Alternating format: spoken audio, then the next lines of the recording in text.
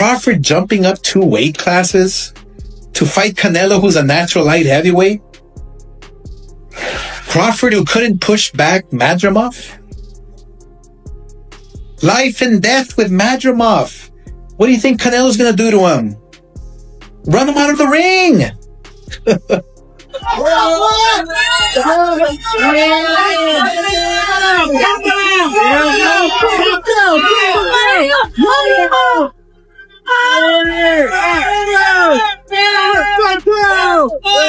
Oscar De La Hoya's change of heart has ignited fierce debate just months before one of the most anticipated fights in recent boxing history.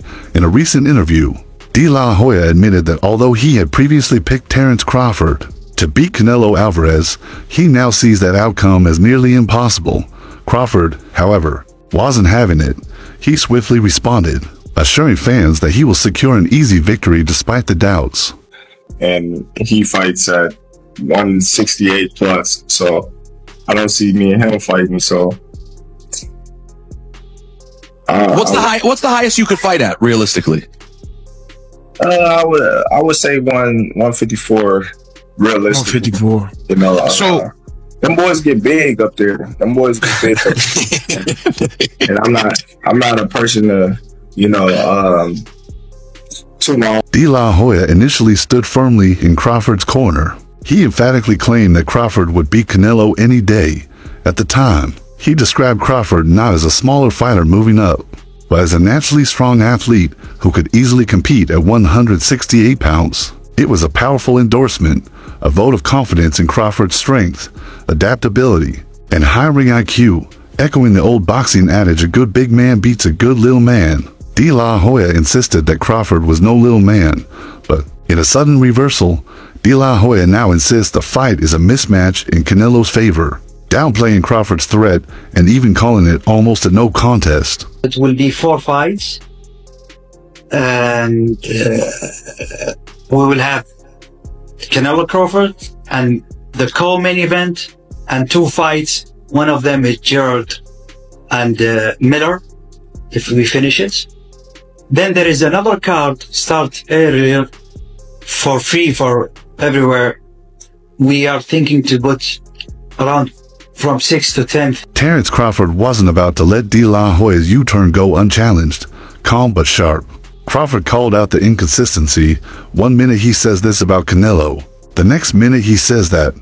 Crawford emphasized that this fight, scheduled for September 13th, isn't just a super fight by name or titles. If he defeats Canelo and becomes undisputed in a 3rd weight class, it would be an unprecedented feat in men's boxing history. Not even legends like Sugar Ray Leonard, Roy Jones Jr., or Floyd Mayweather have done that, though Crawford's legacy is already established in many circles. A win over Canelo would put him in rare air, and yet, despite his brilliance, skepticism still lingers, especially surrounding his resume. All about making history. I was the first 2-time undisputed champion of the world. First 3-time undisputed champion. Promoter Eddie Hearn echoed this concern.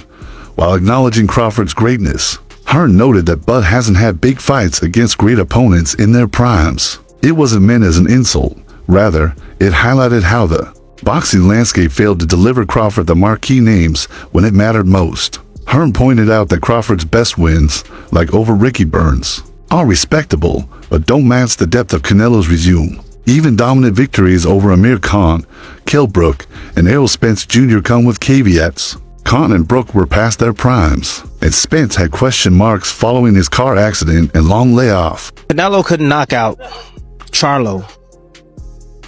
Oh, you really think he's gonna knock out Crawford? I would pick Terence Crawford to beat a Canelo Alvarez, even at 168. Everybody can call me crazy and whatever you want to say. I get it. Y'all didn't believe me when I told you about Spence, but trust me, Crawford will figure out a way. I know a secret y'all don't know, and I ain't gonna tell you why I would pick Terence Crawford, but it's part of the secret is the reason why I'm picking him. On the other hand, Canelo Alvarez boasts a resume packed with elite names: Floyd Mayweather, Gennady Golovkin, Sergey Kovalev, Miguel Cotto, and Caleb Plant, to name a few. He's moved across multiple weight classes, chasing belts and greatness. While some wins, like those against Golovkin and Kovalev, had context around age or timing, Canelo has consistently faced high-level opponents. That's why figures like De La Hoya and Hearn, despite past issues with him, argue that Canelo has the edge. He's not just bigger, he's more seasoned under the sport's brightest lights. I say before, he's a great fighter. But if you look at his career, mention one elite fighter. Just mention me one elite fighter. So Yet, not everyone sees this fight as a mismatch for many fans and analysts. Crawford's technical brilliance is the great equalizer. His footwork, ring generalship, ability to switch stances, and precise timing make him one of boxing's most dangerous fighters. Against Spence, Crawford didn't just win, he dominated, making a world-class fighter look amateur at times. While the challenge of moving to super middleweight is real, some believe that Crawford's style and skill could neutralize Canelo's size. Crawford rarely gets hit, conserves energy well, and if he can withstand Canelo's power, the fight could swing in his favor. More for your career than fighting David Benavidez? You can see the career of Terence Crawford Benavidez. Terence Crawford was undisputed champion in 2 weight classes, many championship fights. So he bring me some. Still, De La Hoya's sudden pivot has raised eyebrows. Many speculate that his newfound support for Canelo may stem from promotional politics or a reassessment of risk. De La Hoya has been both ally and adversary to Canelo, especially after Canelo's messy split from Golden Boy Promotions. But in the wake of the Saudi boxing boom, even old rivalries seem to be softening, with money and spectacle now uniting promotional camps. Saudi advisor Turki Al-Sheikh, the sport's current kingmaker, has helped bring these massive events to life by bridging promotional divides. Is there a champion? I'm going to fight another elite There is fighter a in champions, September. good fighters, but elite fighters is different. So- Wait. So I'm going to fight an elite fighter in September. Yeah. Okay, Then we're we gonna see. want to find out. Then we're going We're to gonna find out. Then we're And gonna don't get me wrong, you're a great fighter. I know I'm great. You're a great You ain't fighter. gotta But tell are me you I'm going to great. find out? I hope But your I'm talking about your elite. uncle Turki Al-Sheikh pay you enough money because it's going to be the last. That's It for may sure. be. It may be. Maybe. I hope he pay you enough. But you know, after fighters fight me, they ain't never the same. Al-Sheikh's role in making the Canelo versus Crawford fight a reality is significant. He reportedly met with Crawford before the official announcement, where Crawford revealed this might be his final fight. That admission added emotional weight to the event. Crawford didn't demand a rematch clause, and it remains unclear whether Canelo's team included one. This kind of finality suggests Crawford is treating this as the ultimate legacy-defining moment, a win that would close his story on top, overcoming years of missed opportunities and promotional roadblocks. Terence Crawford's side, all the legacy, meaning he only has the opportunity to win the belts. Saul only has an opportunity to defend them. Terence Crawford has an opportunity to be in a 5 division and the only person to win all 4 belts in 3 separate weight divisions. Why is Saul taking this fight? And I'm going to tell you why. Because there's some things in life more important than just the belts. And that 20-year career that Terence Crawford made, that all that he has, is very valuable. Very, very valuable. He had 1 foot out. The financial structure of this event adds another twist. Al-Sheikh announced that knockout bonuses will be included, not only for this bout, but for others going forward. It's an incentive borrowed from MMA and gaming culture, now applied to elite boxing. This move comes after Canelo's lackluster win over William Skull, which many deem dull. With bonuses on the line, the hope is to encourage more action. For Crawford, a slick technician with knockout power, this aligns. Well, for Canelo, a power puncher with a granite chin, it could motivate an early blitz to test Crawford's durability at 168 pounds. You need to put a small ring. The smaller ring in the... The only, hey, Matt. Yeah. The only running that I'm gonna be doing is running upside his head, and I can assure you that. Facts. And he got a big head too. Carl Froch, never one to sugarcoat his opinions, gave his take in an interview with Foot Italia. While many analysts are now siding with Canelo, Froch sees something different. That's a good fight. Crawford's bigger than you think, Froch said. He noted that Crawford likely walks around heavier than people assume and believes he'll bulk up. Well, for the challenge, Froch isn't worried about the size gap. He sees it as a moment for Crawford to prove his rare versatility. Appointment if this did normal boxing numbers, you know, and let's be real, you know what Jake Paul is gonna say. He already shitted on this fight. Don't let the numbers not come anywhere close to his numbers with Tyson, and it's gonna be all bad. Would it even matter if Bud and Canelo didn't do the numbers of Jake and Tyson? Or is that an indictment on the sport that, it's just showing what our fan base preferred? Froch further praised Crawford's mindset and abilities. He's extremely talented, very skillful, and certainly has the tools to beat anyone he steps in the ring with. I'd probably pick Crawford to beat Canelo, he said. This isn't hype from a casual fan. It's an endorsement from a man who's been in the ring with legends like Andre Ward, Mikkel Kessler, and George Groves. Froch wasn't making noise. He was stating plainly that Canelo may not have enough left to deal with a fighter like Crawford. No, that's 2 more weight classes. Once he gets touched by Canelo, it's going to be different. I am concerned about him absorbing a Canelo punch, especially through the course of 12 rounds. We do know this about Canelo. He's going to slow down, so I think if anything, Canelo would try to start fast and bang on him and break him down before he gets later. And he's still got that kind of steam. But, there's so many components that make a champion. There's so many components that make a great, a legend. It's just so much to go. Froch also pointed to Canelo's recent decline.